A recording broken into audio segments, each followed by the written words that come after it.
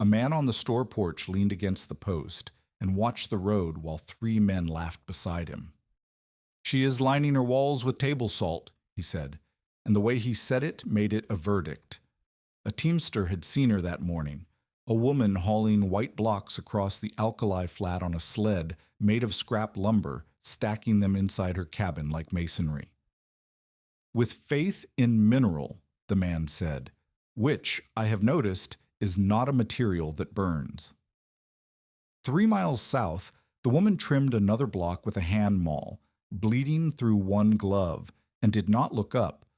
The freighter's name was Amos Collett, and he had driven loads into the basin for 9 years without once failing to deliver. He stood in the doorway of Ragnar Moen's cabin with his hat crushed between both hands. Behind him, the last red light of the day bled across the alkali flats and turned the white crust the color of a wound. He could not look at the woman. He looked instead at the child on the floor near the stove, spooning at a bowl that held nothing but broth so thin the tin showed through it. "The wash took the wagon sideways," he said. "3 families closer to the road already pulled what was salvageable." Ragna stood at the table. She did not sit. She held the tally sheet he had handed her and read the figure written at the bottom. Less than 1 cord. Not even 1 full cord of split wood delivered out of the load she had paid for in scrip-earned digging post holes for a man who owed her husband wages that would never come. She set the paper on the table and pressed her thumb against its edge until the skin whitened.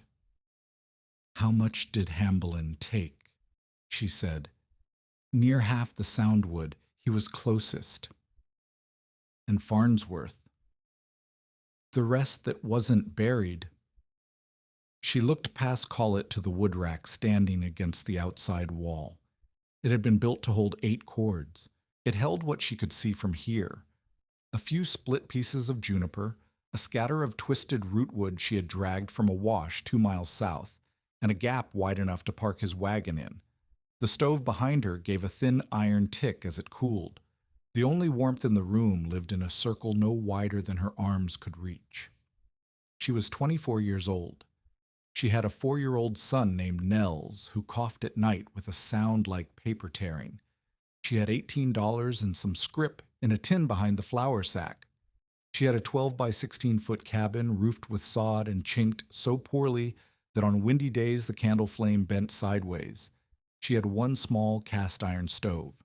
And she had a husband who was supposed to have returned from a freight run south of Cedar City 6 weeks ago and had not. Elias Moen had gone south after the crop failed. He was supposed to earn enough hauling for a mining camp to buy the winter's supplies and come back before first frost. That was the agreement. Ragna had watched him leave with the borrowed team and had said nothing because there was nothing to say that the empty root cellar did not already shout. 6 weeks past the promised date. No letter, no word through passing teamsters, no explanation. She did not yet know if he was dead or simply gone. She only knew the result. She was alone on a claim 3 miles from the nearest neighbor, on the alkali margin of a basin where the nearest timber stand worth cutting was 7 miles upslope through country she could not cross with a child and no team. The inciting event was not dramatic, it was arithmetic. Bishop Hiram Vale rode out 3 days after the freight loss. He was 58, built like a fence post weathered into iron, and he had led this settlement cluster through 2 relocations and a grasshopper plague. He was not cruel. He was the most dangerous kind of skeptic, the kind who was usually right. He did not knock. He opened the door, stepped in, and stood with his hands on his belt while his eyes moved across the room the way a man inventories a broken harness, looking for what can be saved and what must be discarded. "Sister Moen," he said. "Bishop." He walked to the stove and held his palm above it. The iron was barely warm. It was mid-morning and the fire had already eaten the overnight wood. "How much have you got?" he said. "What's on the rack?" He went outside. She heard his boots on the hard ground, then silence as he stood before the wood rack. When he came back in, his face had settled into the expression she had already learned to dread, the flat, practical sympathy of a man who has already calculated the outcome. "You have maybe 3/4 of a cord out there," Vale said.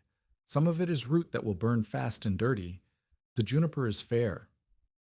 He looked at the walls. He pressed his hand against a chink gap near the door frame and held it there. Wind came through his fingers. "Your door hangs short by 2 inches at the bottom. You have no hay banking on the north side. Your chinking is mud with no fiber, and it is already cracking out." He turned back to her. Nels coughed from the corner, that paper-tearing sound, and Vale's jaw tightened. "A cabin this size, chinked this way, with 1 stove, you need 6 cords to be safe through a basin winter. 8 to feel easy about it. You have less than 1. He paused. "I will be plain. You cannot winter here with what you have." Ragna did not argue with the numbers. She had done the same arithmetic in the dark the night before, lying on the rope bed with Nels pressed against her chest, counting the splits she could see stacked outside by moonlight and dividing them against the weeks remaining. "The church storehouse," she said, "extended what it could after the crop failure. There is nothing left for individual draws until spring freight." "I can cut." "Where?" "Pine Creek is 7 miles through the upper breaks. You have no team. You cannot leave the child, and you cannot take him. Even if you reached it, you would need to fell, buck, split, and haul downhill. 1 woman, 7 miles, with a handsaw." He shook his head. "Gather what root you can from the washes. Burn sagebrush. Move in with the Hamlins if they will take you." "The Hamlins took my wood." Vale said nothing to that. It was the kind of silence that acknowledges a truth without offering a remedy. "If Elias comes back," Ragna began. "If Elias comes back, he comes back. You cannot heat this cabin on if." He left her with the only counsel the settlement had to offer: abandon the claim, beg shelter, or gather scrub fuel and pray for a mild winter.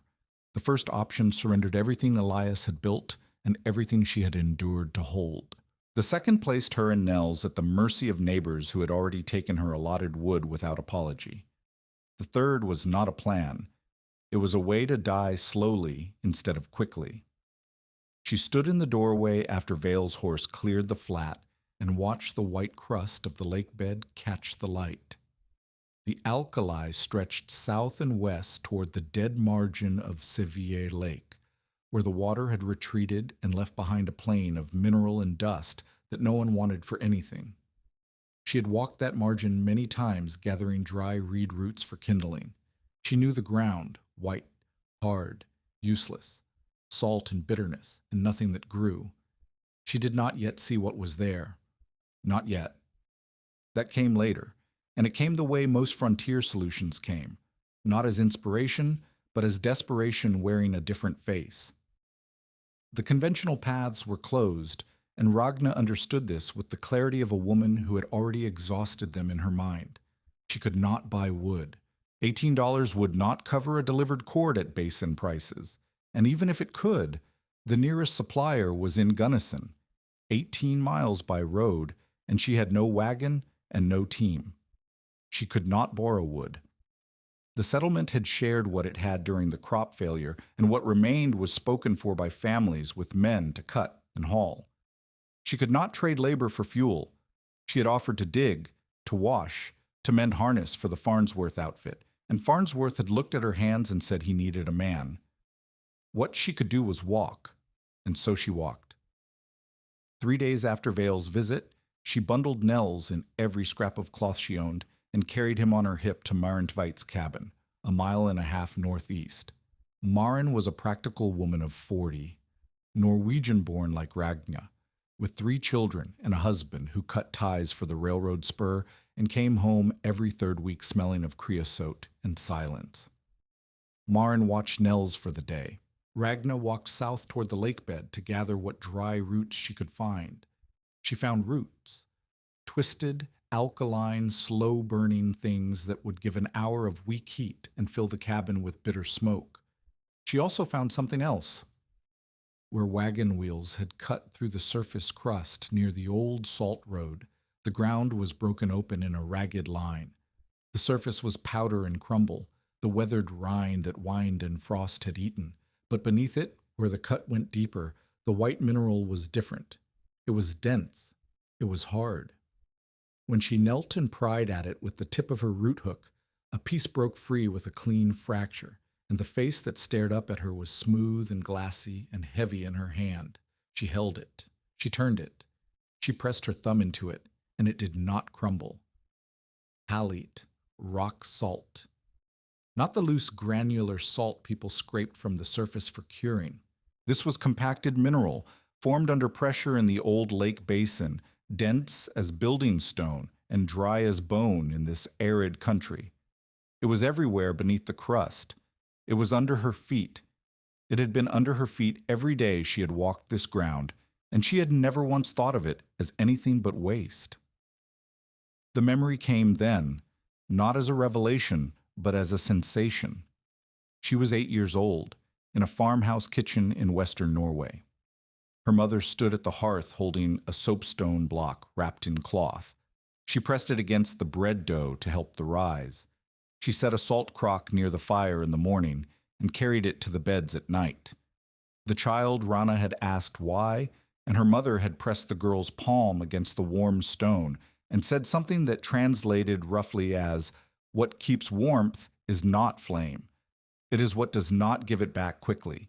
Ragna stood on the alkali flat with a block of rock salt in her hands and looked back toward her cabin 3 miles northeast, where a stove gave its heat to walls that could not hold it and air that fled through every crack.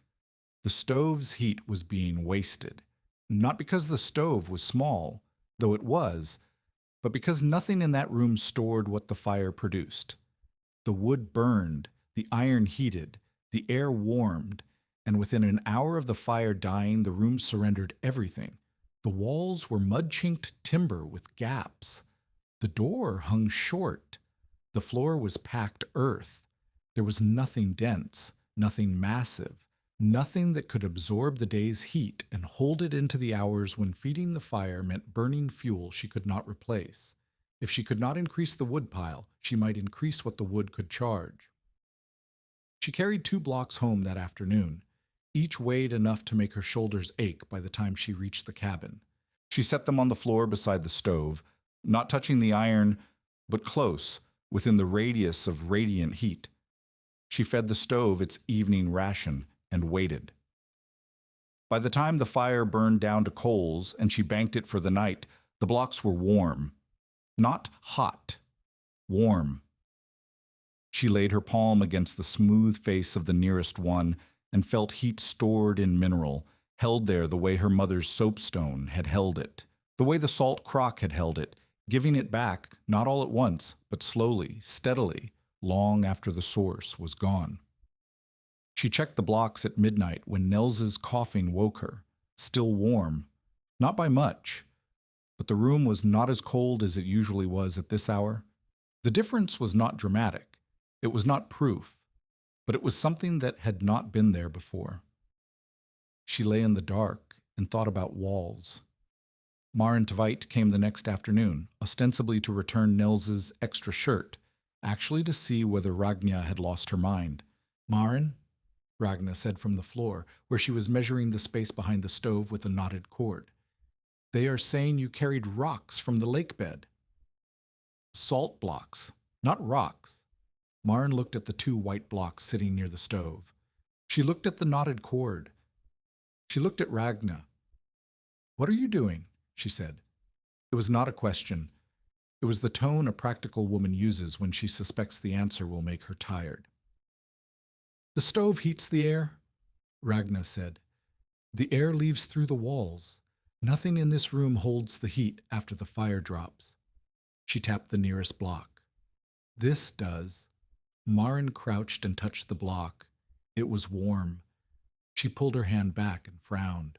"You heated a stone," Maren said. Stones get warm near fires. That is not a discovery.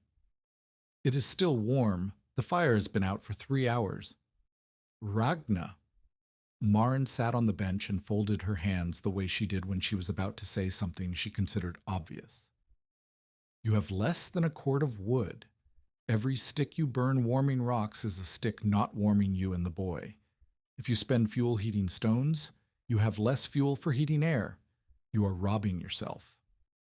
I am not heating stones instead of air. I am heating stones while I heat air. The stove gives heat to everything near it. Right now, nothing near it can hold that heat. The walls leak. The floor is dirt. The heat goes up and out. If something dense sits close enough to absorb what the stove puts out, you still burn the same wood. Yes, but the room stays warmer longer after the fire dies. The blocks give the heat back slowly. I burn the same wood, but I keep more of what it produces. Maren considered this. Her frown deepened, which in Maren's case meant she was actually thinking rather than simply dismissing. How much stone would you need? She said. Not stone. Salt. The mineral from the lakebed. I need enough to build a wall behind the stove, a close wall, floor to shoulder height. Side masses near the bed, enough dense material to absorb a full day's heat and release it through the night. How many blocks? 15, maybe 20, each one cut to fit tight. Maren looked at the 2 blocks, then at the wall behind the stove, then at Ragna. You're going to build a wall inside your cabin, Maren said, out of lake salt. Yes. While your son coughs and your wood runs out and your husband is missing and you have $18. 17 now. I bought flour. Maren stood up. She looked at Ragna the way you look at someone you have decided to worry about. The men at the store porch are going to eat you alive, Maren said. The men at the store porch are not going to freeze to death in my cabin. Maren left. She did not say Ragna was wrong. She said something worse. She said, I hope you know what you're giving up to try this. What Ragna was giving up was time. Every hour spent quarrying, hauling, and stacking mineral blocks was an hour not spent gathering root fuel, not spent mending chinks, not spent begging neighbors for charity. If the wall failed, if the blocks cracked, or the mass was too small to matter, or the heat simply bled out too fast, she would have spent her remaining strength on an experiment while the conventional survival tasks went undone. The gamble was explicit. Spend strength now on something that might multiply the value of her scarce fuel, or spend it on root gathering that could never, by any arithmetic, close the gap between less than 1 cord and the 6 she needed. She chose the gamble. She chose it because the arithmetic of conventional survival had already been calculated by Bishop Vale, and its answer was death. The store porch heard about it before the end of the week. Silas Peak ran the general store and trading post at the settlement crossroads, 4 miles from Ragna's cabin. He was 41, lean, sharp-featured, with the permanent half-smile of a man who knew the price of everything and the value of whatever he could buy cheap. He traded goods, extended credit at rates that made the bishop uncomfortable, and bought distressed claims from settlers who broke. He had already noted the Moen claim in his ledger, not as a debt, but as a future acquisition. A woman alone, a missing husband, a failed crop, insufficient fuel. By midwinter she would sell or abandon. Either way, the claim and its water rights would come to him at a price that made the entry worthwhile.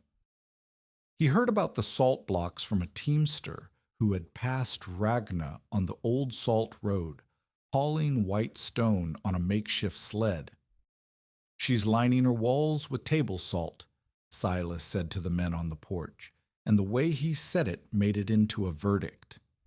He leaned against the post and watched the road while 3 men laughed. What, for curing? Said one. For warmth, Silas said. She believes if she packs enough salt around the stove, the salt will keep her warm after the wood runs out.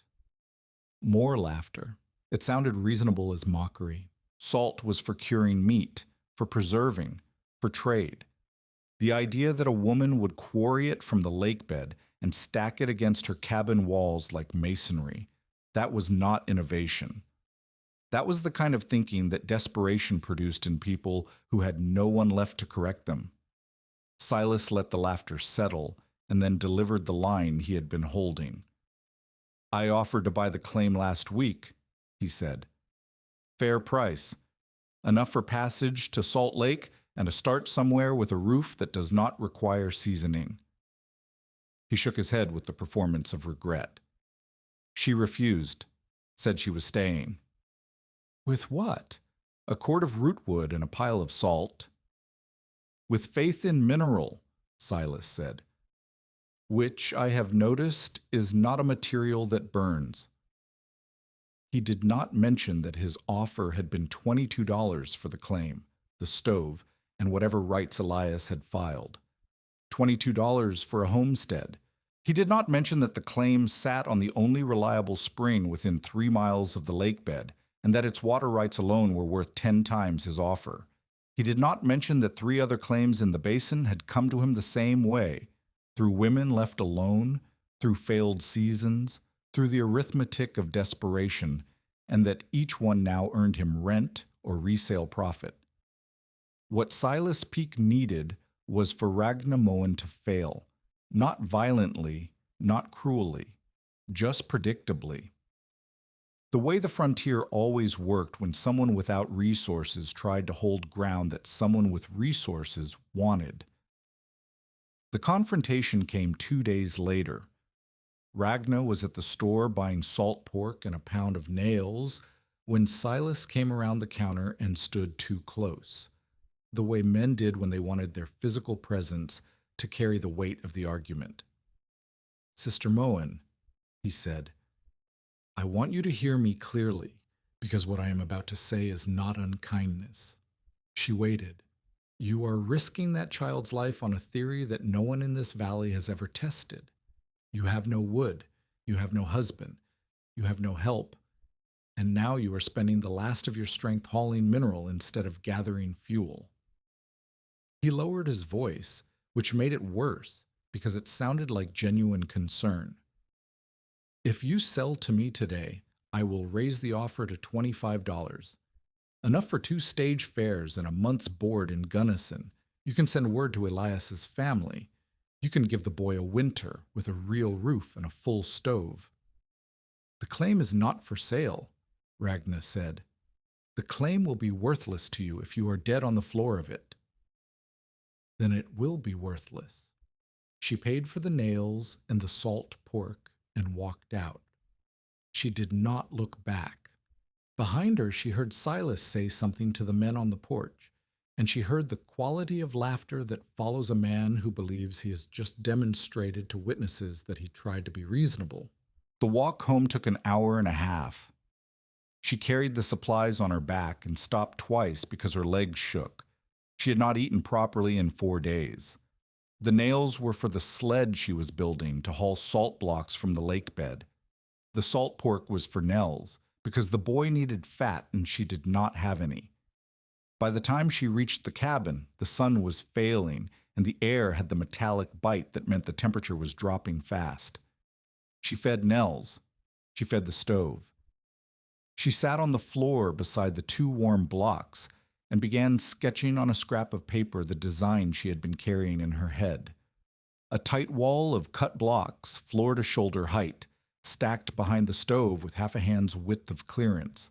Side masses flanking the bed corner to catch heat that radiated outward. Mud and rag chinking packed into every gap she could reach. A draft roll at the door. A blanket hung from the ceiling joist to create a smaller air pocket around the bed and stove. It was not engineering. It was not science as anyone in the valley would recognize it. It was a Norwegian farm girl's memory of warm mineral applied to a problem that every authority said had only one solution, a solution she could not reach. She began cutting the next morning. The lakebed was 3 miles south, and the walk in the early dark was the coldest part of the day. Ragna left Nels with Marin, a debt she repaid with mending and root fuel she could not spare, and reached the mineral ledge by the time the sun cleared the eastern ridgeline. The light on the alkali flat was blinding white, and the air tasted of metal and dust. She had a hand drill, a maul, a steel wedge, and the sled she had built from scrap lumber, and a strip of old harness leather. The tools were Elias's. They were meant for fence posts and shingle splitting. They were not meant for quarrying. She learned the first lesson in the first hour. The surface crust was worthless. Frost and wind had eaten it to powder, and any block cut from the top 3 inches crumbled under its own weight before she could lift it.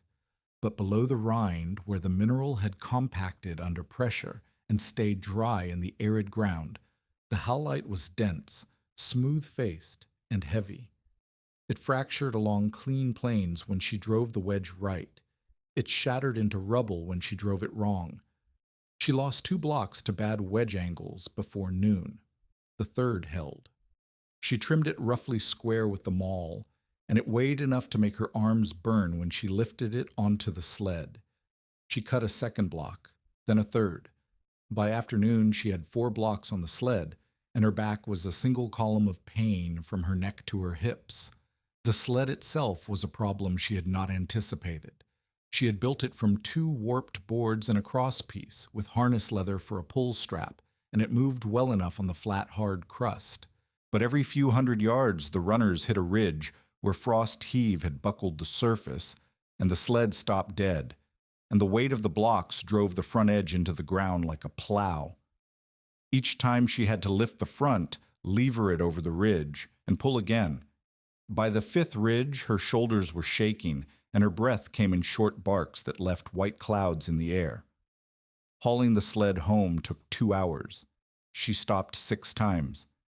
She drank from a canteen she had filled at the spring that morning and ate nothing because there was nothing to eat that she could justify taking from Nels's share. By the time she reached the cabin, the light was copper, and her hands were bleeding through the right glove where the sled rope had worn through the leather. Nels was waiting inside with Marin. He had been crying. When Ragna came through the door, he pressed against her legs and looked up with a face that expected her to fix whatever was wrong with the world, and she picked him up and felt how light he was. 4 years old, and light enough that she could hold him on one arm without strain, which was not a mercy. It was a measurement. She stacked the 4 blocks behind the stove. With the 2 from the first day, she had 6. She needed 15 to 20. At 4 blocks a day, if she could sustain 4, if the weather held, if her body held, she was looking at 3 to 4 more days of quarrying before she could begin stacking the wall in earnest. She did not have 3 to 4 days of certainty about anything. That night, the temperature dropped hard enough to freeze the wash water in the basin by the door. She could hear the wind working at the north wall, where the chinking had cracked out in 3 places, and the candle flame bent and straightened and bent again like something alive trying to dodge a hand. Nels coughed until his face was red and his breathing whistled. Ragna fed the stove everything she could afford, 4 splits of juniper and a bundle of root, and sat with the boy in the narrow ring of warmth, her back against the 6 salt blocks, and felt them absorbing heat through the night. She checked the blocks twice before dawn. Both times they were warm. The room beyond the stove circle was cold enough to see her breath, but the corner where the block sat was less cold. The difference was not comfort. It was not proof that would satisfy Bishop Vale or silence Marin's doubts. But it was something that had not been there before, and she catalogued it the way a woman with no margin for error catalogues everything, precisely, silently, and with her hand flat against the mineral face to be sure. She went back to the lakebed the next day, and the day after that. The second day, she managed 5 blocks because she found a seam where the halite fractured in broader, flatter sheets. The third day, she managed only 3 because a wind came up in the afternoon that drove alkali dust into her eyes and throat until she could not see the wedge line. On that third day of cutting, One block shattered on the cabin threshold when she tried to lift it over the sill. She had spent an hour cutting it. The pieces were too small to stack. She swept them into the corner and felt something crack in her chest that was not a rib. That night, Nels asked her a question she was not ready for. He was sitting on the bed, wrapped in the quilt and a coat that had been Elias's, and he said, "Is Papa coming before the snow?" "I do not know," Ragna said. "Is the snow coming soon?" She looked at the window. The glass was old and warped, and through it the sky was the color of iron. "Yes," she said. "The snow is coming soon." "Will we be warm?" She did not answer that. She pulled the quilt higher around his shoulders and put another stick in the stove and stood with her hands against the warm iron until she could feel her fingertips again. Then she went back to the salt blocks and began measuring the wall space with the knotted cord, because that was the only answer she had. That night, sitting on the floor with 9 usable blocks and blood dried into the creases of her palms, she heard the question that had been growing louder since Vale's visit. Not Nels's question, the other one, the one that spoke in her own voice. What if this is foolishness? What if Marin is right, and every stick spent warming stone is a stick wasted? What if Silas is right, and the only sensible thing is to sell and go? What if she was building a monument to her own desperation, a wall of salt that would mean nothing when the real cold came? She looked at the blocks stacked against the back wall. 9 of them, white and dense and warm from the day's fire. They looked like nothing. They looked like a woman's madness arranged in rows. She did not have an answer. She had a memory of warm mineral against her palm. She had 6 days of observation that said the blocks held heat longer than the air. She had the arithmetic that said conventional fuel gathering could not close the gap. She had the fact that no one in the valley was offering her a better option, only the option of giving up. And she had the sound of her son's cough in the dark, which was the sound of a clock running down. If you have ever been dismissed by someone who could not see what you were building, tell us in the comments, because what Ragna Moen was about to attempt had never been tried in that basin, and the people who laughed loudest were the ones who understood it least. 9 blocks stacked. 11 to go. Less than 3/4 of a cord on the rack.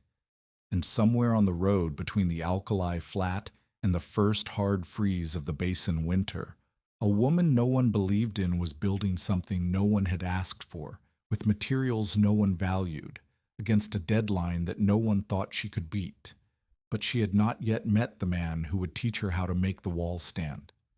Peter Shelbred came down the salt road on a Thursday, driving an empty freight wagon south toward Deseret with a load of nothing and a cough that had followed him since October.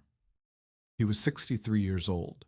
His hands were the size of small shovels, and his back was bent from 30 years of lifting what other men loaded onto mules. He had been born in a fjord parish near Bergen, had sailed at 17, had worked the Salt Lake freighting routes since the early days of the lake resorts, and had spent 2 seasons at a salt works on the lake's southern margin before his lungs began to whistle, and the foreman told him to find lighter employment. There was no lighter employment for a man like Peter. There was only slower employment. He hauled what he could, slept in the wagon when the boarding houses were full, and moved between settlements the way old freight animals move, by memory and habit, because stopping meant admitting that the road had finally used him up. He saw her from the road.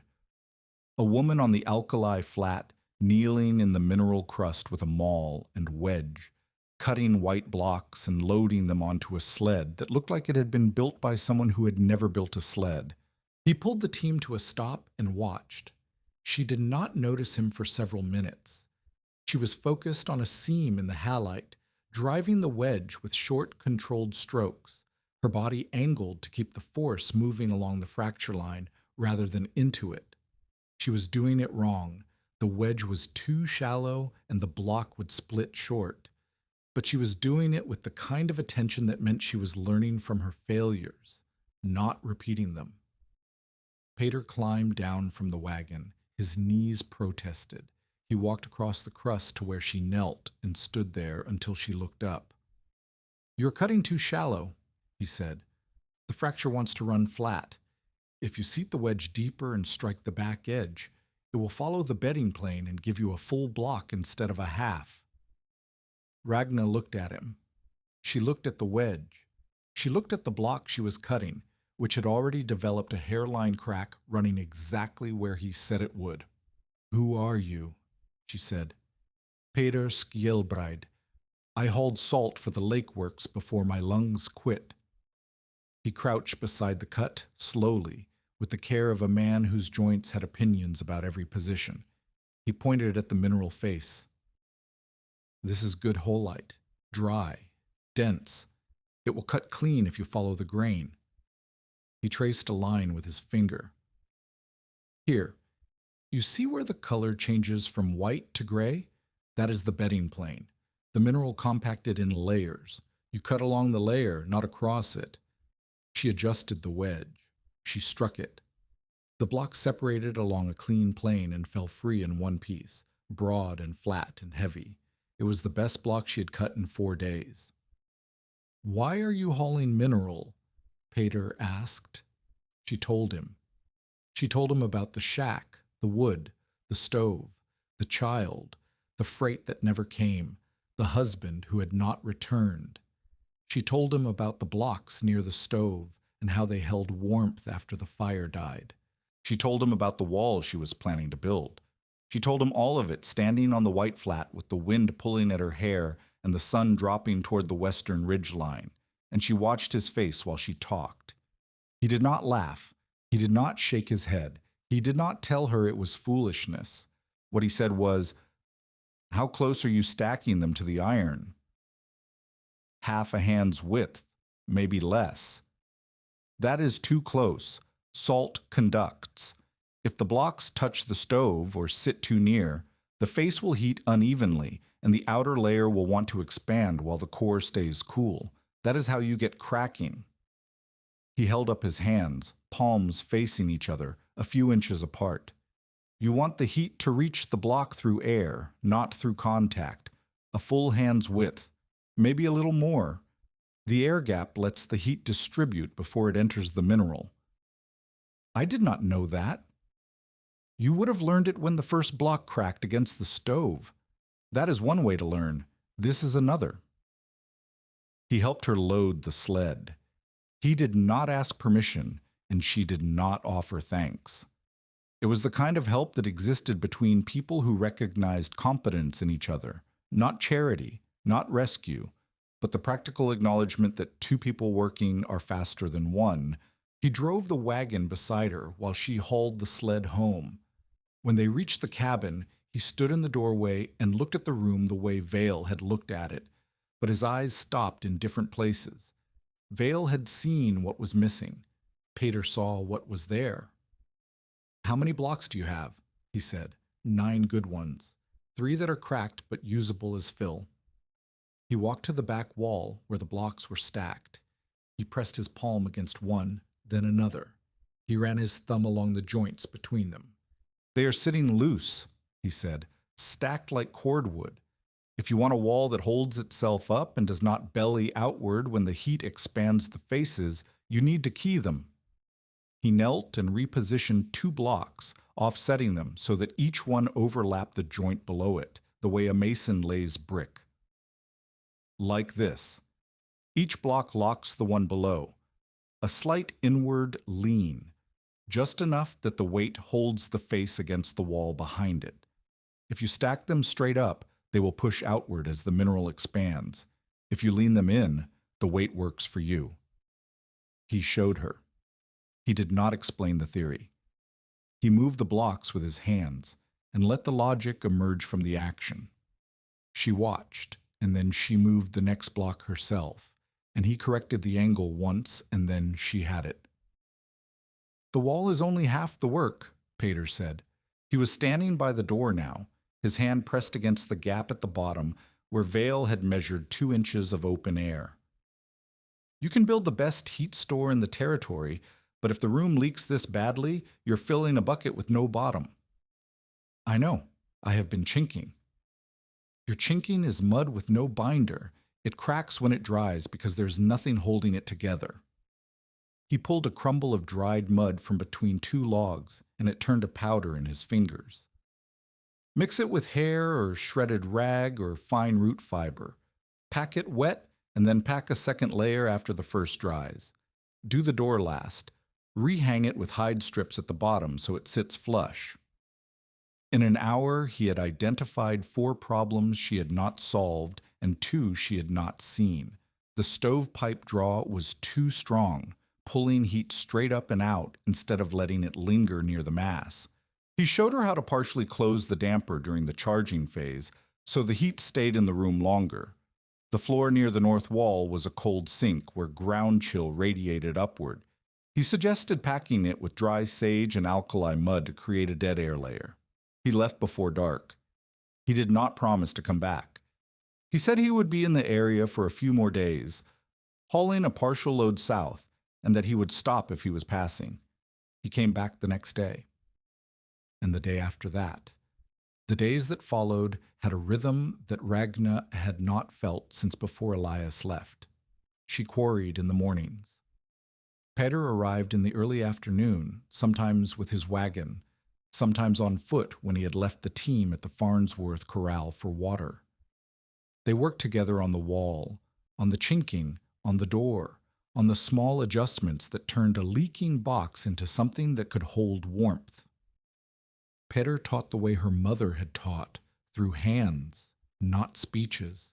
He showed her how to read the mineral face for flaws before cutting, saving her the hour lost to a bad block. He showed her how to pack the joints between blocks with a paste of alkali mud and fine salt dust that hardened into a seal. He showed her how to position the side masses, the smaller blocks flanking the bed corner, so that they caught radiant heat from the stove sides, rather than competing with the main wall for the heat behind it. On the 3rd day of working together, they disagreed. Ragna wanted to extend the wall higher, above shoulder height, to capture the hot air that rose to the ceiling. Peter shook his head. Higher is heavier, he said. And the top blocks are farthest from the stove. They will take the longest to charge and give back the least. You are better with a shorter, denser wall that charges fully than a tall wall that charges halfway. The hot air rises. The top of the room is warmest. If the blocks reach into that warm air, the warm air is moving. It does not sit still long enough to charge mineral. The radiant heat from the stove is steady and direct. That is what charges the wall. Build wide, not high. She did not yield immediately. She stacked 2 test blocks on top of the wall and checked them after a full day's burn. They were barely warm. The blocks at chest height were hot to the touch. Peter had been right, and he said nothing about it, which was worse than if he had said he told her so. Setbacks continued to arrive in the steady rhythm of frontier misfortune. A sleet storm blew through one night and dissolved the outer layer of the alkali mud banking she had packed against the north wall. She spent a full day repacking it, losing a quarrying day she could not afford. Nels's cough deepened until Marin came to listen to his breathing and said nothing, which frightened Ragna more than any diagnosis. The wood rack shrank. She counted the remaining splits each morning the way a gambler counts chips. 14 splits of good juniper, a bundle and a half of root, a few handfuls of sage brush for kindling. At her current burn rate, conservative, never wasteful, never warm, she had perhaps 12 days of fuel. If the weather stayed moderate, if nothing else went wrong, nothing stayed moderate. Nothing stopped going wrong. Bishop Vale rode back out on a cold morning when the ground was white with frost and the sky looked like hammered tin. He walked into the cabin without knocking, as before, and this time he stopped. He stood in the doorway and looked at the white wall rising behind the stove and the side masses flanking the bed and the new chinking packed tight in every gap. "What is this?" he said. "Salt block. From the lakebed." He walked to the wall and pressed his palm against it. The stove had been burning for 2 hours. The blocks were warm. "Who taught you to stack like this?" he said. He was looking at the keyed joints, the inward lean, the way the wall followed the shape of the cabin corner. "Peter Skilbride. He worked the salt routes." "I know Skilbride. He's a sick old man with no claim and no family. He's a man who knows how mineral holds heat." Vale stepped back. He looked at the wall, then at the wood rack visible through the open door. The rack was almost empty. "It is an interesting construction," Vale said. "I will not deny the room feels different, but a warm afternoon is not a test. A cold night with a sleet wind and the stove dead, that is a test. And you do not have the fuel to survive that test if the wall does not perform exactly as you hope." "I know." "Then you know what you are gambling." "I know what I am gambling. I have always known what I am gambling." Vale left. He did not offer help. He did not condemn her. He said from the saddle that he would check on her after the first real cold, and the way he said it carried the weight of a man who expected to find a body. The wall was finished on a Tuesday. Ragna stood in the cabin and looked at what she and Peter had built. 17 blocks. The main wall ran behind the stove from floor to just above chest height, 3 blocks wide and keyed tight, with mud and salt paste sealing every joint. 2 side masses sat near the bed corner, each 4 blocks high, positioned to catch lateral heat from the stove's sides. The chinking throughout the cabin had been repacked twice, first with fiber-mixed mud, then with a second coat after the first dried and tightened. The door hung flush now, sealed at the bottom with a strip of hide that Peter had cut from an old harness. A draft roll of rags and sage sat against the threshold. The stovepipe damper had been adjusted so that during the charging phase, the hours of active burn, the draw was partially closed and the heat lingered in the room instead of racing up the flue. The room was different. Not warm, not yet, but different in the way a room is different when there is mass in it. The white wall behind the stove had a presence. It absorbed sound. It absorbed heat. It changed the way the air moved. Peter stood beside her.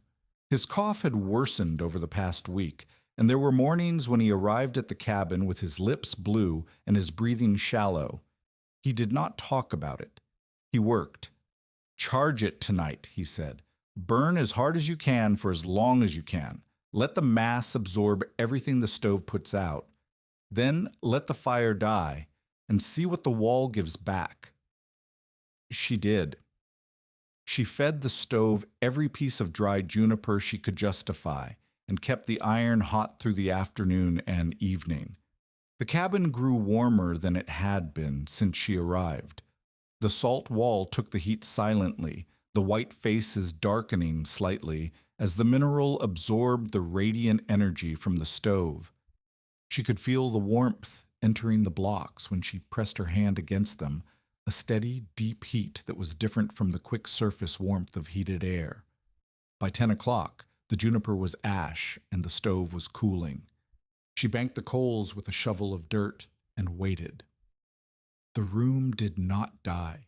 The temperature fell, but it fell slowly. An hour after the fire collapsed, the wall was still radiating heat. 2 hours after, the blocks nearest the stove were warm to the touch. The side masses were cooler but still above the temperature of the surrounding air. The child's wash water on the shelf near the bed was not frozen at midnight.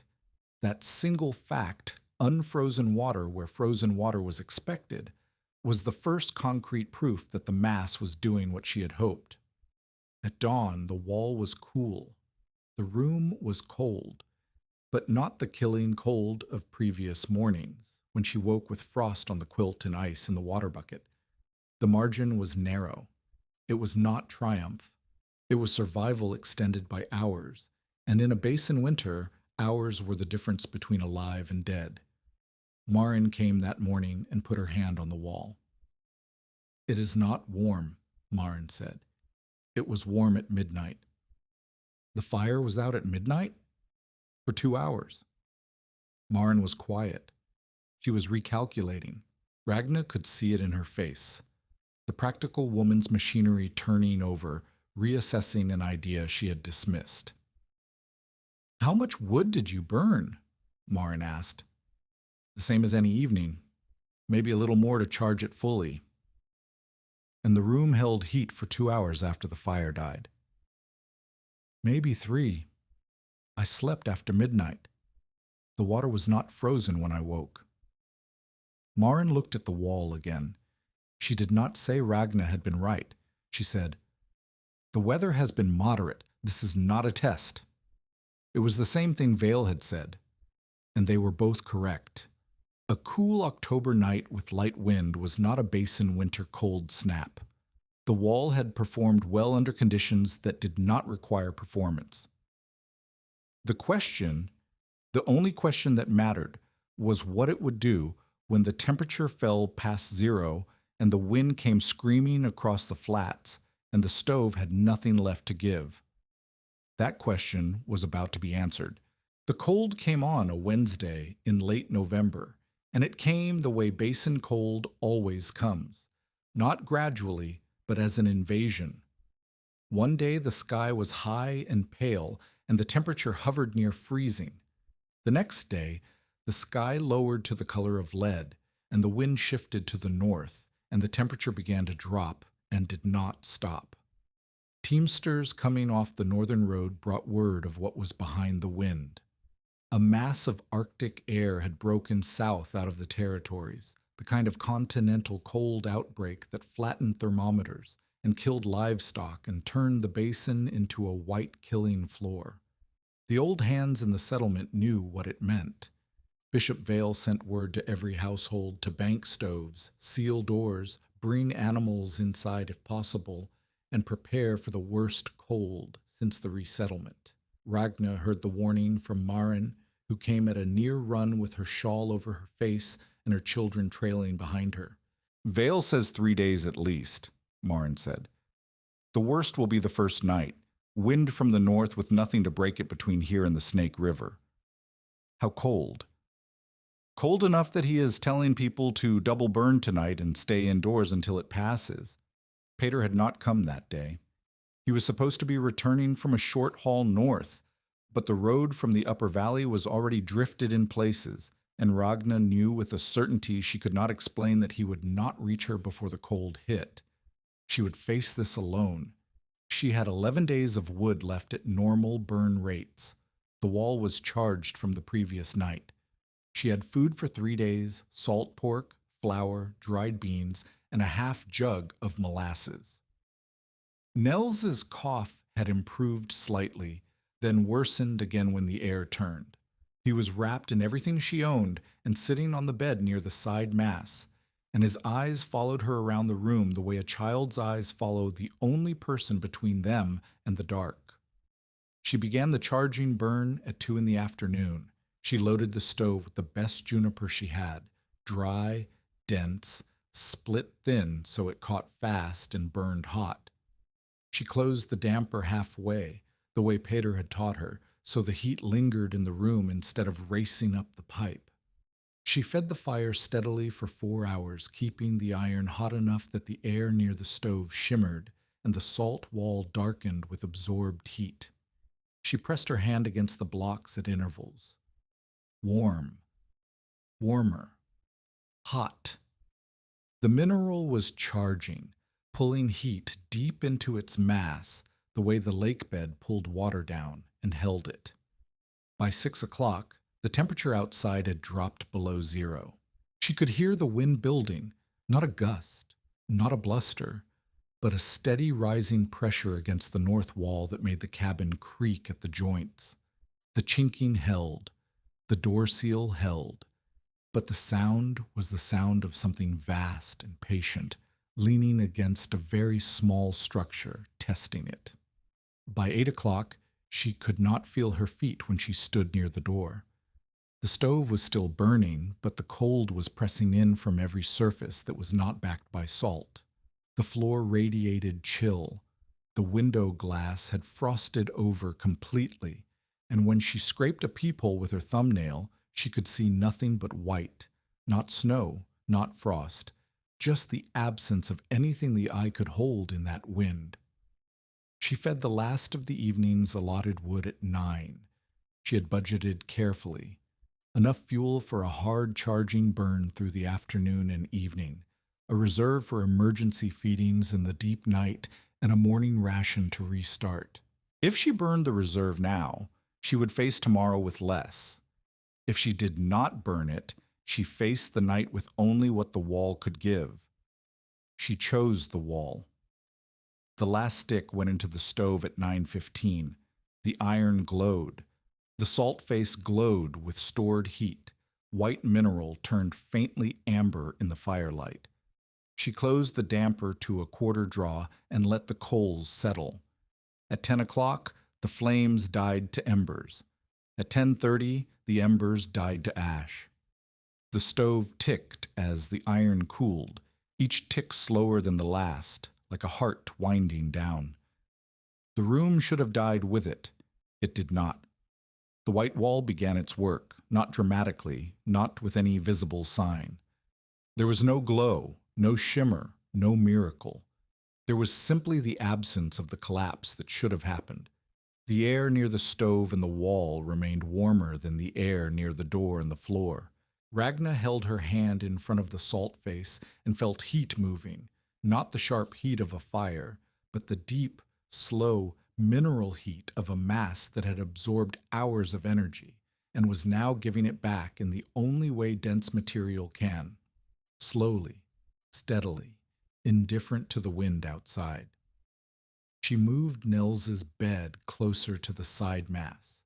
She hung a blanket from the ceiling joists, creating a smaller pocket of air between the stove, the wall, and the bed. The blanket trapped the warm air that rose from the blocks and held it in a space small enough to matter. At midnight, she checked. The wall was warm, not hot. Warm. The side masses were cooler, but still above the ambient temperature. Nels was asleep, breathing unevenly, but breathing, his face flushed rather than pale. The water on the shelf was not frozen. Outside, the wind had become something she had never heard before. It was not a howl.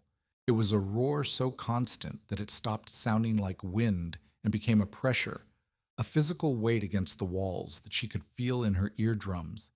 The cabin shuddered at intervals. She heard a crack that might have been a tree, might have been a fence post, might have been someone else's roof. At 1 a.m, the shutter on the east window tore free. She heard the wood rip from the frame, and then the immediate knife of air through the gap, not cold, but a cold so absolute it felt like something alive entering the room. The temperature inside dropped 10 degrees in 30 seconds. The blanket ceiling billowed. Nels woke screaming. She moved. She grabbed the quilt from the bed and stuffed it into the window frame, packing it against the opening until the draft slowed. But the quilt was not thick enough to seal it. Cold poured through the weave like water through cloth. She layered Elias's coat over the quilt, then a flour sack, then the rag she used for a dish towel. The draft slowed to a seep. She had lost heat. How much she could not measure. The room was colder than it had been 5 minutes ago. The pocket of warm air between the stove and the wall had been disrupted by the blast. She could feel the difference in the air against her face. The warmth had thinned. She went to the wood reserve. 3 splits of juniper and 2 bundles of root, emergency fuel. She had promised herself she would not touch it unless the child was in danger. Nels was coughing again, deep, wet coughs that shook his whole body. His forehead was hot when she touched it. Fever. The timing was precise in its cruelty. The coldest night of the winter, the shutter gone, the fire dead. and her son's body choosing this hour to fight an infection it had been carrying for weeks. She burned one split. She opened the damper to let the fresh heat into the room and then closed it again once the iron was hot. The new heat went into the air, into the wall, into the side masses. She pressed her palm against the salt face and felt the mineral drinking it in. One split of juniper buying hours of stored warmth. That was the math of the wall. That was the math Marin had doubted, and Vale had dismissed, and Silas had mocked. If you are invested in this story, subscribe and stay with us, because what happened between midnight and dawn in that cabin is what changed every winter that followed in that basin. She sat on the floor between the stove and the wall with Nels in her lap. The boy's breathing was ragged. The room was cold, but not killing. The wall was warm against her back. She could feel the mineral heat through her clothing, through the blanket she had wrapped around both of them, through the thin layer of air between her body and the white face of the salt. Across the settlement, the night was doing what basin cold does to people without mass and without margin. A bachelor named Creighton, living in an unbanked shack half a mile north, ran out of wood at 2 a.m. and huddled under every blanket he owned until his fingers went white and his thinking slowed, and he stumbled out into the wind toward Bishop Vale's house, arriving half-frozen and incoherent. Vale's wife pulled him inside and packed him near their stove and rubbed his hands until the blood came back. He would keep his fingers. He would not keep his pride. A family named Lund, 3 miles east, chose to heat the barn instead of the house because their milk cow was their only capital, and losing it meant losing the claim. They spent the night in the barn, all 5 of them, pressed against the cow for warmth, while the house they had built went cold, and the water barrel inside it froze solid and cracked the staves. Ragna did not know any of this. She knew only her own room, her own child, her own wall. She fed the second emergency split at 3 a.m. when the cold pressed hard enough that Nels's lips turned blue and his shivering became violent. The wood caught. The heat entered the room. The wall took its share and held it. By 4 a.m, the salt face was cooler than it had been at midnight, but it was still warmer than the air.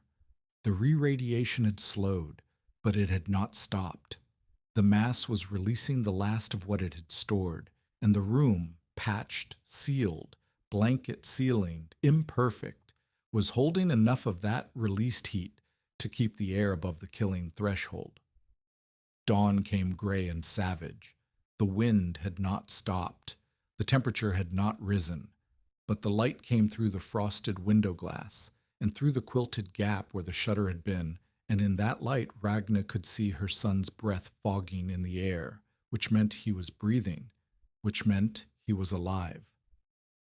She checked the wall. Cool. Not cold. The blocks nearest where the stove had burned hottest still held a residual warmth that she could feel with her palm. The side mass near the bed was nearly spent, but the room had not surrendered. Through the longest, coldest, most brutal night the basin had delivered, the room had held. She had 2 splits of juniper left and 1 bundle of root. She fed a half split into the stove and nursed a small fire through the morning, not enough to charge the wall fully, but enough to keep the room from falling below what her body could tolerate. The wall would carry less tonight, but the weather would break. It always broke. The question was whether it would break before her fuel or her son or her body gave out first. The second night was worse in some ways because she knew what to expect and could not pretend the fear was unfounded.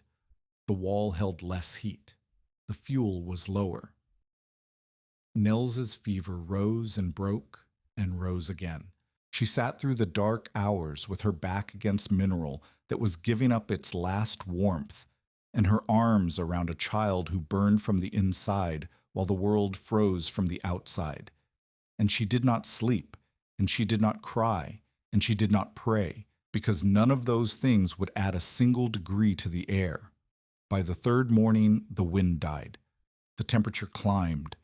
The killing cold retreated north as quickly as it had come, and the basin lay still and white and stunned under a sky so clear and blue that it looked like someone had washed it. Ragna opened the door. The air outside was cold but not murderous. The wood rack held 2 splits and a scatter of root. The salt wall behind the stove was cool to the touch, but intact, not cracked, not crumbled, not compromised. It had done what she had built it to do. It had held the heat long enough to outlast the cold. Nels was asleep. His fever had broken sometime in the gray hours before dawn. His breathing was steady. His face was pale, but not blue. He was alive because the room had not died when the fire did, and the room had not died because 17 blocks of lake salt had stored enough heat to bridge the gap between fuel and survival. She stood in the doorway and looked at the alkali flat to the south, where the mineral lay beneath the crust, where it had always lain, where everyone had walked over it and seen nothing but waste and seasoning. The flat was white. The sky was white. The light was so bright it hurt. Behind her the wall held the last of its warmth, and the room ticked with the quiet sound of survival. The cold broke. The basin thawed in slow degrees, ice retreating from window glass and water buckets, and the surface crust of the alkali flat. The dead were counted, 2 cattle, a dozen chickens, Crichton's dignity, and the living took stock of what they had lost and what they had spent and what remained. Ragnamoen's name moved through the settlement the way names move in small communities, quietly at first, carried on the breath of people who had heard something they did not quite believe. Bishop Vale came on the 4th day. He arrived alone, on foot, which was unusual. He was a man who rode everywhere because walking implied he had time to spare, and Bishop Vale never had time to spare. The fact that he walked meant he did not want the visit to look official. He wanted it to look like a neighbor stopping by. Ragna saw him coming across the flat from the east, and knew from his pace that he was not coming to deliver bad news. He was coming to see something for himself. She opened the door before he knocked. Vale stepped inside. He stood in the center of the room and turned slowly, the way he had the first time, but his eyes moved differently now. The first time, he had inventoried what was missing. This time, he was measuring what was present. The salt wall stood behind the stove, 17 blocks of white mineral stacked in keyed courses with an inward lean sealed at the joints with alkali paste. The side masses flanked the bed corner. The chinking was tight. The door hung flush. The room smelled of wood ash and salt, and the faint mineral tang that halite gives off when it has been heated and cooled repeatedly. Vale walked to the wall. He put both hands on it, palms flat, and held them there. The stove had been burning for 3 hours. The blocks were warm. "How long does it hold after the fire dies?" he said. 3 hours in moderate cold, less in the worst of it, but it does not stop suddenly. It fades. The room stays warmer longer than it would without the mass. "How much wood did you burn through the 3 days?" 5 splits of juniper and 3 bundles of root. I had 2 splits and 1 bundle remaining when the wind stopped. Vale turned from the wall. He looked at her. His face carried the expression of a man revising a conclusion he had held with confidence, which is one of the more difficult expressions a human face can produce. "I told you what winter required," he said. "I did not know your wall had changed the count." It was not an apology. It was better than an apology. It was an admission that his arithmetic, the arithmetic of experience, of authority, of a man who had survived more basin winters than anyone in the settlement, had been incomplete. Not wrong. Incomplete.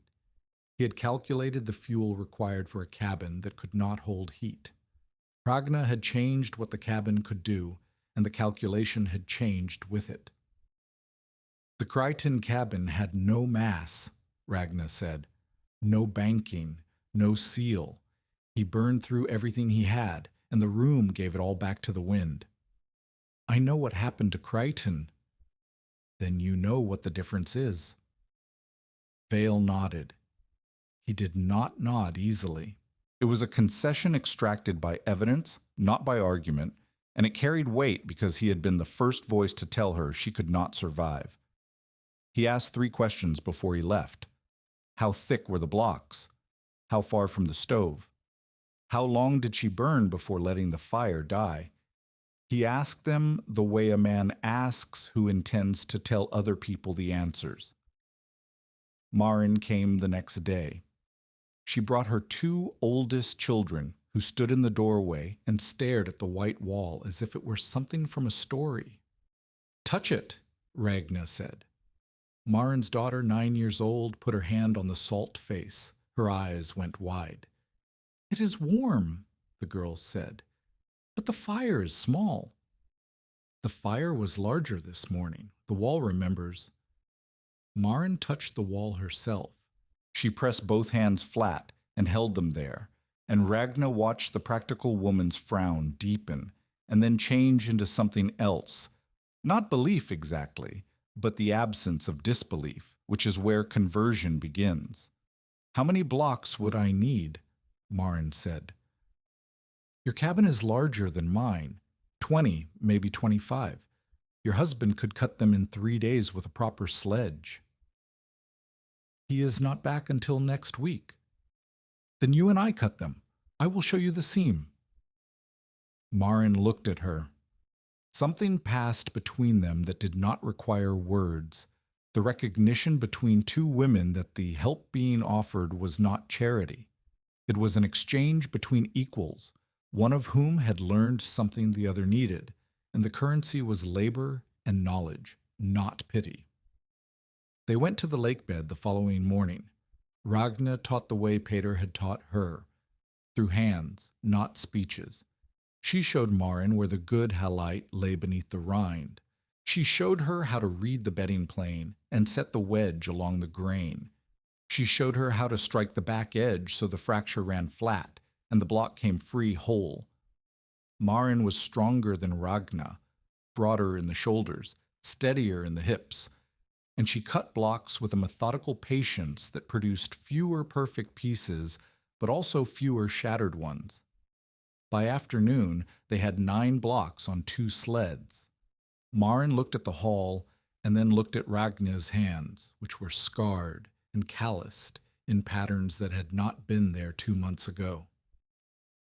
You did this alone, Maren said, every day, 3 miles each way. Not alone the whole time. Peter helped. The old freighter. Yes. Maren was quiet for a moment. Then she said, I told you that you were robbing yourself, that every stick spent warming stones was a stick wasted. You did. I was wrong about the math. You were right about the risk. If the blocks had not held, I would have wasted fuel I could not replace. The math only worked because the wall worked. But you did not know it would work. No, I believed it would. That is different. Maren pulled her sled toward the road. She did not say anything else about the math. She did not need to. The conversation was over, and the conversion was complete, and what remained was the work. Word spread the way practical knowledge spreads in isolated communities.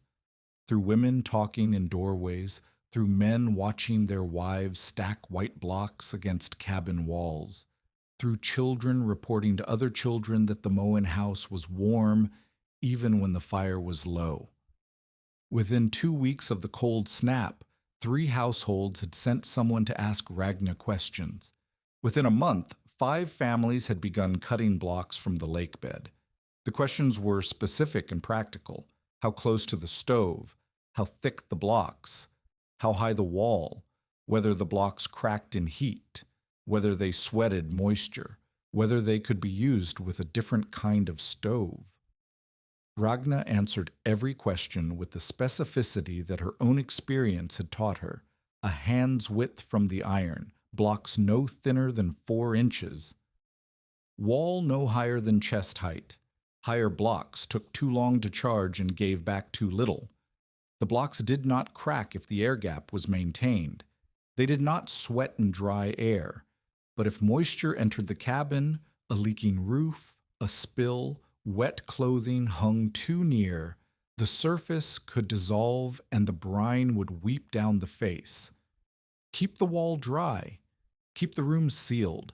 Charge in the afternoon. Let it hold through the night. She did not hoard what she knew. She shared it the way Peter had shared with her, through demonstration, through correction, through the practical generosity of a person who understood that knowledge held in one house was less valuable than knowledge spread through 10. Silas Peake watched the spreading from behind his counter and said nothing for a week. Then he began to talk. "The Moan woman is building a church of salt," he told a freighter who stopped for tobacco. "Next, she will be selling blessings." The mockery had changed. It was no longer the confident dismissal of a man who believed she would fail. It was the sharper, more desperate humor of a man who had expected failure and received proof of success, and who needed to reframe that success as something ridiculous before it became something threatening. Because Silas Peake's position in the settlement depended on a specific economy, people who needed what he sold, who lacked what he stocked, who came to him because they had no other source. A woman teaching neighbors how to heat their cabins with free mineral from the lakebed did not buy fuel from Silas. A woman teaching neighbors to seal their chinking and adjust their dampers did not buy extra wood through Silas's supply contracts. Every household that adopted the method was a household that needed less of what Silas sold and more of what Ragna taught, and that equation made him something he had never been before in the settlement: irrelevant. He did not attack openly. He did not confront Ragna again. What he did was subtler, and in some ways more dangerous. He began selling green wood to families who still bought from him, wood that looked dry on the outside but was wet at the core, wood that burned fast and hot on the surface, and then smoked and spat, and gave half the heat of properly seasoned fuel. He did not tell buyers it was green. He simply stacked it in his yard and let them assume. 2 families burned green wood that month and wondered why their stoves performed badly. One of them, the Egans, a young couple with a newborn, came to Ragna and asked whether the salt wall method could help them compensate for fuel that seemed to give less heat than expected. Ragna went to their cabin. She examined their wood. She split a piece and showed them the wet core. "This is green," she said. "It was not seasoned." "Where did you buy it?" They told her. She said nothing about Silas. She did not need to. The Egans stopped buying from him the following week. Peter came back on a Monday, driving an empty wagon with a tarp pulled over the bed. His cough had worsened. Ragna heard it before she saw him, a deep, wet, rattling sound that came up from his chest and shook his whole frame. He climbed down from the wagon seat with the careful deliberation of a man who knows that each movement costs more than it used to. "The wall held," he said. It was not a question. The wall held. He nodded. He did not ask for details. He walked into the cabin and put his hands on the salt face and stood there for a long time, his fingers tracing the joints, the keyed courses, the slight inward lean that he had taught her. His face held an expression she had not seen on him before, something quieter than satisfaction, something closer to the way a man looks at work that will outlast him. "I heard about Crichton," he said. "And the Lund barn." "Yes." "And I heard that Maren Tveit is building a wall of her own." "I showed her the seam. She cuts well." He sat on the bench near the stove and coughed for a long time. When the fit passed, his lips were blue and his hands trembled against his knees. Ragna set water on the stove to heat and said nothing, because Peter was a man who did not accept concern gracefully and who would leave if he felt pitied. They worked together that week on improvements. He showed her how to shape smaller blocks for filling gaps in corners where full-sized pieces would not fit, a technique that required scoring the block on 3 sides with the drill and then tapping with a light maul until the piece broke along the scored line. She ruined the first 2 attempts. The third came free clean, and Peter held it up to the gap, and it fit so precisely that the paste was almost unnecessary. He showed her how to build a low shelf of flat halite pieces near the bed, a platform that absorbed heat during the day and warmed the sleeping surface at night.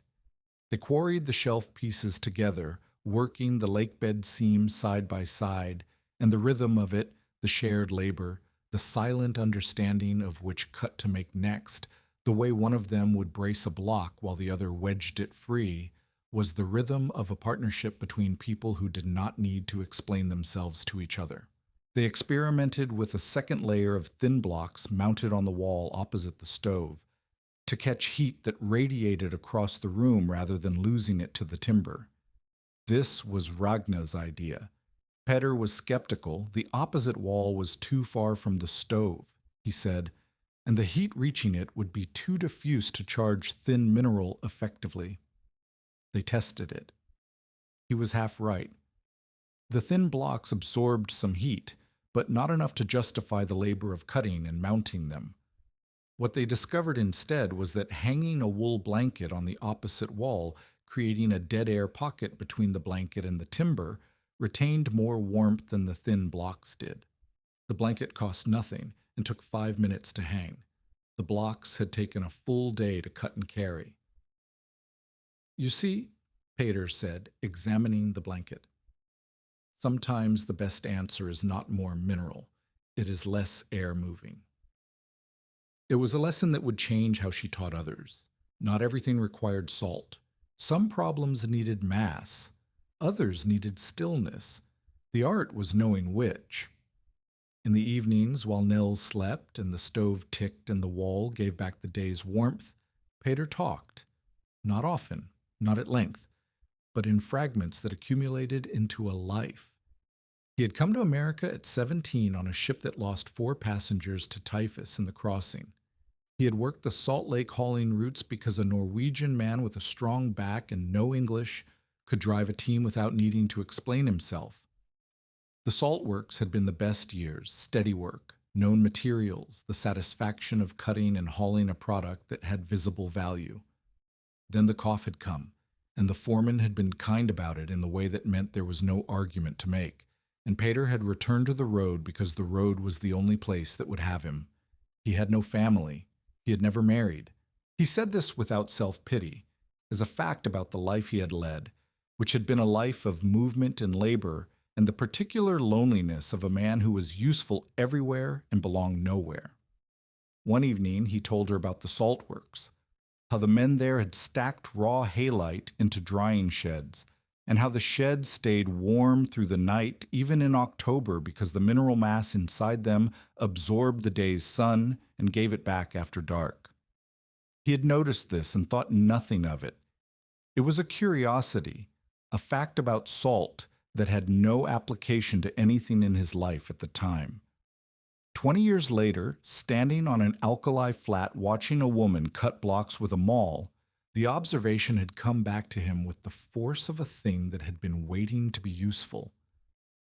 "Most of what I know," he said, "I did not know I knew until someone needed it." "Why did you stop?" Ragna asked that same evening. "On the road. When you saw me cutting."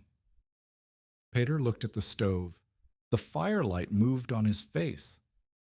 "Because you were paying attention to what you were doing," he said. "Most people cut salt the way they chop wood. Same angle every time, same force, no adjustment. You were watching where the fracture went. You were learning from each cut." He paused. "I have met many people who work hard. I have met few who observe while they work. That is a different thing." The disagreement came on the 3rd day. Ragna wanted to begin teaching a wider technique, combining the salt wall with improved mud and straw banking on the exterior, essentially wrapping the cabin in insulation while stacking mass inside. Pater resisted. "Do not teach the banking as part of the wall," he said. "They are separate problems. The wall stores heat. The banking stops heat from escaping. If you teach them as one method, people will think both are required and will not attempt either if they cannot do both." "But they work together. The wall is more effective in a well-sealed cabin." "Of course they work together. Everything works together. But the woman with no time and no help, she can stack 6 blocks behind her stove in a day. That alone makes a difference. If you tell her she also needs to rebank her walls and rehang her door and adjust her damper, she will decide the project is too large and she will do nothing." "I'm not telling her to do nothing. I'm telling her to do everything." "Telling a desperate person to do everything is the same as telling them to do nothing. Give them one thing, the one thing that makes the most difference for the least effort. Then let them come back for the rest." He was right, and she knew it before the argument was over, but she pushed back because the principle mattered to her, the principle that a complete solution was better than a partial one. Pater's principle was different and, she would later understand, wiser. A partial solution attempted was infinitely more valuable than a complete solution abandoned. Pater left on a Saturday. He did not say he was leaving for good. He said he had a load to collect in Fillmore and that the road north was open. He stood in the doorway of her cabin with his hat in his hands, the same posture the freighter Colette had held when he delivered the news of the lost wood, and for a moment the two images overlapped in Ragna's mind. 2 men in her doorway, both carrying weight they did not want to set down. "The wall will settle over time," Pater said. "The joints will compress. Check them every few weeks and repack with paste where the gaps open. If a block cracks, do not pull it. Wedge the pieces tight and fill the crack with mud. A cracked block still holds heat. A missing block holds nothing. I know. And do not let anyone stack higher than the line I showed you. The weight above that line is more than the base can carry without a proper footing, and the blocks will belly outward, and the whole thing will come down on someone's child." "I know, Pater." He looked at her. The cough was in his face now, not just in his lungs, but in the color of his skin, in the hollows under his eyes, in the way his hands gripped the doorframe as if the wood were the only thing keeping him vertical. "Do it where I am not there to square the weight," he said. She did not understand immediately. Then she did. He was not telling her to practice. He was telling her that there would come a time when she could not ask him, and that she needed to be ready for that time, and that the readiness mattered more than the specific instruction. He climbed onto the wagon. The team started without command, because old freight horses know when the driver is ready to move even before the driver does. She watched the wagon cross the flat toward the road, growing smaller against the white ground, and she stood in the doorway until she could no longer hear the wheels. The room behind her was warm. The wall held the day's heat. Nels slept near the side mass with his thumb in his mouth and his breathing even and his face the color of life instead of the color of winter. She did not learn for 3 weeks that Pater had died. A message came through a teamster passing south. The old Norwegian freighter had collapsed on the road north of Fillmore, had been carried to a boarding house by strangers, and had died in a room he had never seen before with people he had never met, of the pneumonia that had been killing him slowly since before he stopped his wagon on the salt road and watched a woman cut blocks with the attention of someone who was learning. Ragna received the news standing at the stove. She did not sit. She did not weep. Not then. She put her hand on the salt wall behind the stove and pressed her palm flat against the warm mineral and held it there until the heat from the blocks entered her skin, and her skin could not tell the difference between the wall's warmth and her own. Some things do not give back what they are given. Some things hold it, and the holding is the point, and the warmth persists long after the source has gone. The test of Peter's departure came 5 weeks later, in early January, and it came in the form of a woman Ragna had never met standing in the dark outside her cabin with 2 children and a voice stripped bare by panic. Her name was Lisbeth Egan. She was the wife of the man who had bought green wood from Silas Peak.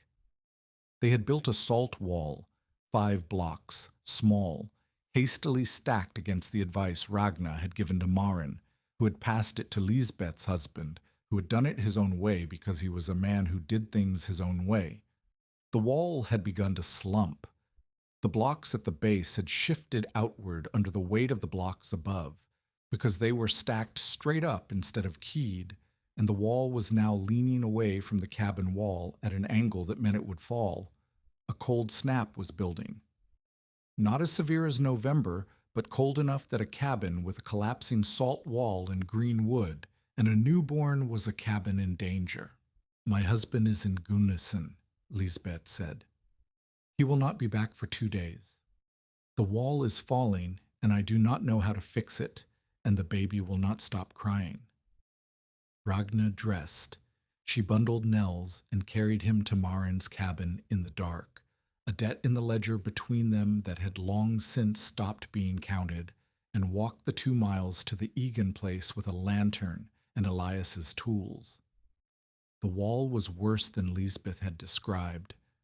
3 blocks had shifted so far outward that the top course was hanging over open air, held in place by nothing but friction and luck. The stove was cold because Lisbeth was afraid to burn near a wall that might collapse onto the children. The room was freezing. The baby was wrapped in so many blankets that only its red face showed, and its crying had the thin, exhausted sound of an infant that has been cold for too long. Ragna looked at the wall and heard Peter's voice in her head, as clearly as if he were standing beside her. "Check the base. The base tells you everything." She knelt and examined the bottom course. The blocks were sitting on packed earth, which had shifted under the weight. They had no footing, no flat stone or board beneath them to distribute the load, and they were stacked straight up, each block sitting directly on the one below, with no offset and no inward lean. The weight had pushed the base outward, and every course above had followed. She could not rebuild the wall tonight. There was not time, and the room was too cold to work with bare hands on mineral. What she could do was stabilize it. She took the 2 lowest blocks and repositioned them, pulling them back toward the cabin wall and shimming the gap with flat pieces of firewood from the Egan's pile. She offset the second course, keying the blocks the way Peter had shown her, so that each block sat across the joint below. She could not move the upper blocks without risking a collapse, so she braced them with a board wedged between the wall and the top course, creating a temporary support that would hold until the full rebuild. It took 2 hours.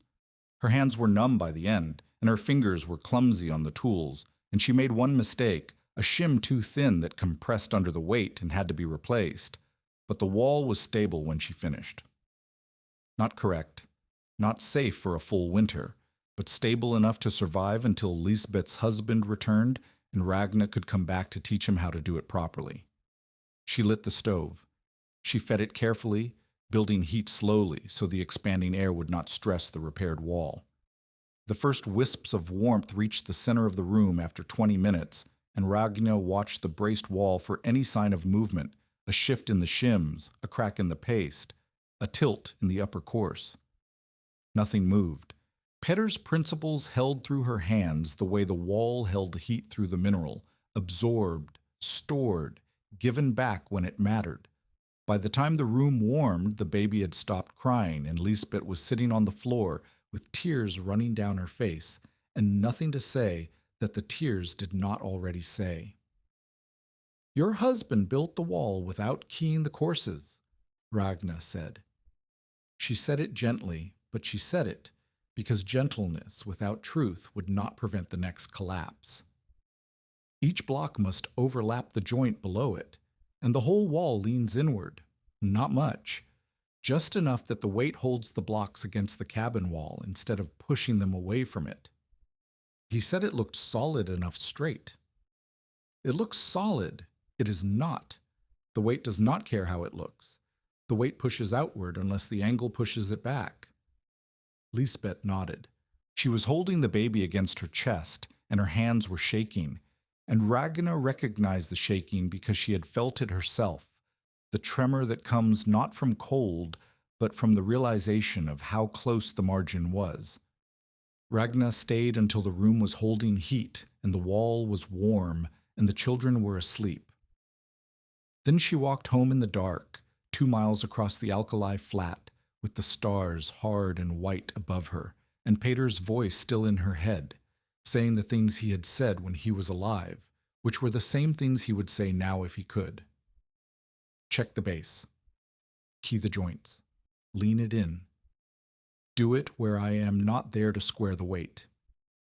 If this story reminds you why practical knowledge matters, why the things we learn from the people who teach us outlast the people themselves, share it with someone who needs to hear it. Because what Ragnar Moen built in that basin was not just a wall. It was a principle that anyone could carry. She went back to the Egan cabin 3 days later with Maren and rebuilt the wall properly. She pulled every block, leveled the base with flat stones carried from the wash, restacked with keyed courses and an inward lean, and sealed the joints with paste. She did not lecture. She showed Lisbeth's husband where the original stacking had failed and let him feel the difference between a straight stack and a keyed one, the solidity, the way the weight locked instead of pushed.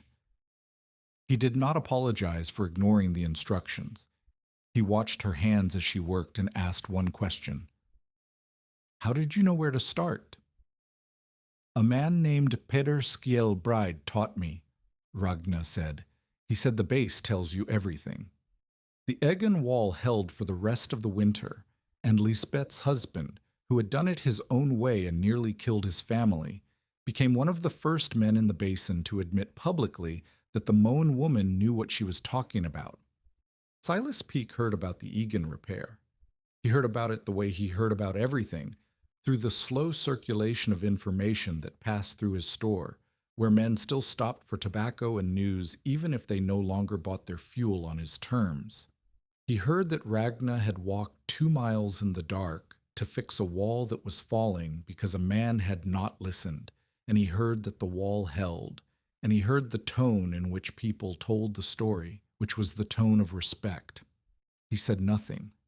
For the first time since the salt blocks had appeared, Silas Peake said nothing at all, and his silence was louder than anything he had said on the store porch.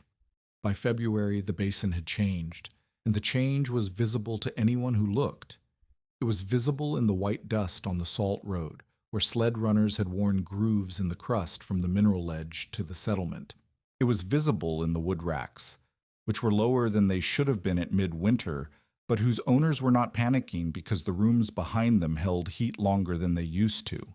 It was visible in the cabins themselves, white blocks stacked behind stoves, side masses flanking beds, chinking packed tight with fiber-mix mud, doors refit with hide seals, blankets hung from ceiling joists to trap warm air in smaller pockets.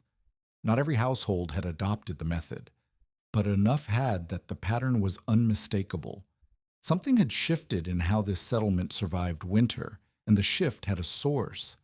And the source was a 12 by 16-foot cabin on the alkali margin where a woman had stacked lake salt against her walls because she had no other choice. Ragnar's days had a new shape. She still quarried, but now she quarried for others as often as for herself. She walked the lakebed with whoever came. Maren, Lisbeth Egan, a widow named Christine Flaten, who lived alone 4 miles south. 2 young wives from the upper settlement who had heard the story through their husbands and wanted to see the seam for themselves. She taught each one the same way Peter had taught her. Hands first, explanations after. She showed them the bedding plane. She showed them the wedge angle. She showed them how to read the mineral face for flaws, the gray veins that meant a weak joint, the powdery patches where frost had already done its damage. She corrected their cuts without criticizing their effort, and she answered every question with the patience of a woman who remembered what it felt like to be alone with a problem no one else understood. She taught the men too, though the men came later and came differently. The women came to her door. The men came to the lakebed, casually, as if they happened to be walking that direction, and stood at a distance watching her cut before asking their first question. She did not remark on the difference. She answered whoever asked. Christine Flatten was the one who tested Ragnar's teaching the most. Christine was 51, Norwegian, alone since her husband died of a burst appendix the previous summer, and she lived in a cabin even smaller and more exposed than Ragnar's 10 by 12, on a rise with no windbreak, and a stove so old the firebox had cracked and been patched with iron plate. She had survived December by burning everything she could reach, including fence rails and a broken chair. She had nothing left for January, and she had heard about the salt wall from Maran, and she walked 4 miles in the cold to stand in Ragnar's cabin and put her hands on the white blocks and feel what warmth held in mineral felt like. "I cannot carry blocks 4 miles," Christine said. "My back will not do it." "Then we cut them closer to your cabin. The halite runs under the flats for miles. There will be a seam within walking distance of your place." They found one, 1/2 mile south of Christine's cabin, where a dry wash had cut through the crust and exposed a ledge of dense mineral. The halite was not as clean as the main seam, more clay mixed in, more gray than white, but it was dense and it held heat when Ragnar tested a piece against Christine's stove. Christine could not swing them all. Her shoulders were arthritic and her grip was weak, so Ragnar modified the technique. She scored the blocks deeply with the hand drill on 3 sides, creating fracture lines that required only a light tap to separate. Christine could manage the tap. Together they cut 8 blocks in a day, smaller than Ragnar's blocks, rougher in shape, but sound. Ragnar built Christine's wall herself, because teaching a woman with arthritic hands to key and lean heavy blocks was a cruelty disguised as empowerment. She stacked them, sealed them, adjusted the stove damper, packed the worst chinking gaps, and hung a blanket ceiling. The whole job took a day and a half. Christine fed her broth and dried apples, and watched with the expression of a person receiving something they had stopped believing they deserved. "What do I owe you?" Christine said. "Teach the next person who asks." "I do not know enough to teach. You know where the seam is. You know what the blocks feel like when they are warm. That is enough to start." Christine Flatten survived that winter. She survived the next one, too. And in the spring, when a young woman from the upper settlement came looking for help, Christine walked her to the wash seam and showed her where to cut, and the chain that Peter had started continued through hands he would never know. The method evolved as it spread. Marentvite's husband, home from the railroad, built a proper footing for his wife's wall, flat stones set in a trench, leveled with a carpenter's spirit, and the wall sat more solidly than Ragnar's original stack. A family named Holst, who had access to clay from a wash east of the settlement, mixed clay into the joint paste and found it hardened better than alkali mud alone. The Egans, chastened by their near collapse, experimented with shorter, wider blocks that were easier to key and less prone to shifting. Each adaptation was a variation on the principle, and each one confirmed that the principle was sound. Dense mass near the stove, charged by the day's burn, sealed in a tight room, releasing heat through the night. Ragnar watched the variations and learned from them the way she had learned from Peter, by observing what worked and asking why. The clay paste was better. She adopted it. The proper footing was better. She rebuilt her own base with flat stones that spring. The shorter blocks were easier for women working alone. She began cutting them as the default. Not all the adaptations involved salt. Some families, lacking access to the lakebed or unwilling to make the haul, stacked stone from the nearest wash, sandstone, basalt, whatever was dense and dry and heavy. The results were similar in principle, if not identical in degree. Any dense mass near the stove stored heat. Salt was not magic.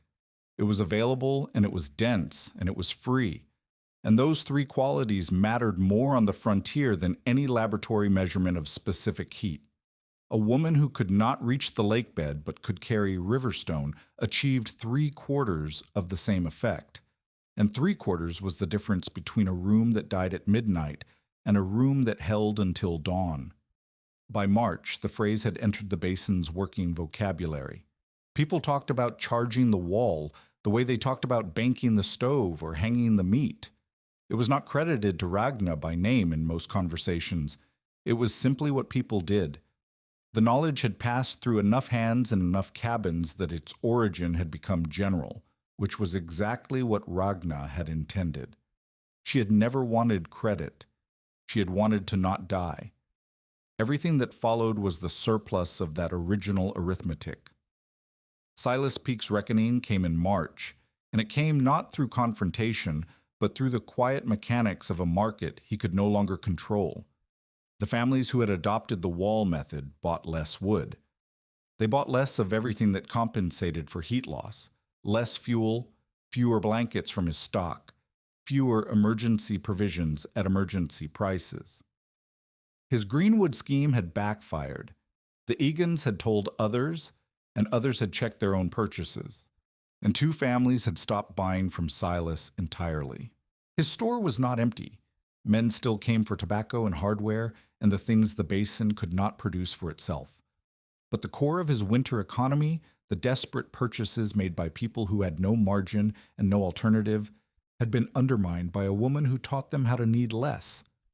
He did not confront Ragna again. He did not mock her on the store porch. What he did in the last week of March was something no one in the settlement expected. He came to her cabin. He came alone. He came in the late afternoon when the light was soft and the air was warming toward the first promise of spring. He did not knock. He stood in the yard and waited until she saw him through the window and came to the door. "Peake," she said. "Moan." They stood on either side of the threshold, and the silence between them held the weight of everything that had passed, the mockery, the offer, the green wood, the store porch laughter, the slow erosion of his position in the settlement. "My back room," Silas said.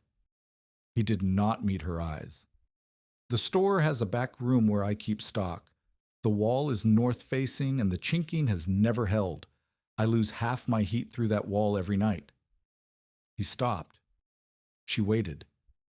"I need to know how many blocks," he said. Rana could have made him say it. She could have made him ask plainly, in words that acknowledged what she had built and what he had mocked.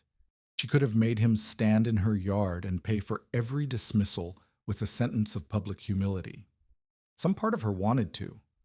The part that remembered $25 for a homestead. The part that remembered table salt and building a pantry around the stove. She did not. "How large is the room?" she said. 10 by 12. One stove, smaller than yours." "You will need 10 blocks, maybe 12 if you want side masses." She stepped outside and pulled the door closed behind her. "I will show you the seam." They walked to the lakebed together. It was a 3-mile walk, and neither of them spoke for the first mile. The silence was not comfortable. It was the silence of 2 people whose history occupied the space between them like a third person. Ragna walked ahead. Silas walked behind, carrying a maul he had brought from the store. A good maul, better than Elias's, because Silas Peake had always had the best tools even when the people around him could not afford them. At the seam, she knelt and pointed to the bedding plane. She showed him how the color changed from white to gray at the layer boundaries, how the mineral compacted in horizontal bands that wanted to separate along those bands if you read them correctly. "Set the wedge here," she said, "along the line, not across it." Silas knelt beside her. His hands were clean.